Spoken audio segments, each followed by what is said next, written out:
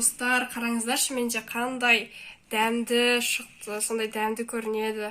Сіздер де жасап көріңіздер, сіздерге де кеңес беремін. Сондай дәмді шықты, достар. Сәлем, достар, сіздермен мен Мадина. Сіздермен бізбен бәрі қызығанасы. Және достар, біз бүгінгі видеода интернеттен мен бүгін өзім жаңағы тамақ көрдім, және өзім соны қайталап көрмекшімін ифтарға. Және бүгін бізге керек ингредиенттер олар картоп, ет, пияз, және де чесноктар, және де бізге паприка керек, және де бізге перец керек. Ендеше кеттік, достар. Достар, ең бірінші осындай қызып тұрған майымызға туралған картоптарымызды саламыз. Достар, енді осылай қызарған картоптарымызды тарелкамыздың ішіне саламыз.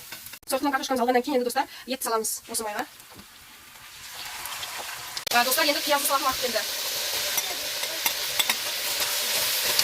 Достар, біз осы шақты паприка қосамыз. Кейін суға басқарамыз. Достар, енді осы етімізге картошкамызды қоямыз. Достар, енді осы картошкамызға паприкамызды себеміз. Достар, енді тұзымызды саламыз. Бір стакан су құямыз, чтобы асты күйіп кетпеу үшін, достар. Ал ендеше, достар, бізге ас болсын, және сіздер де қайталап көрсеңіздер болады.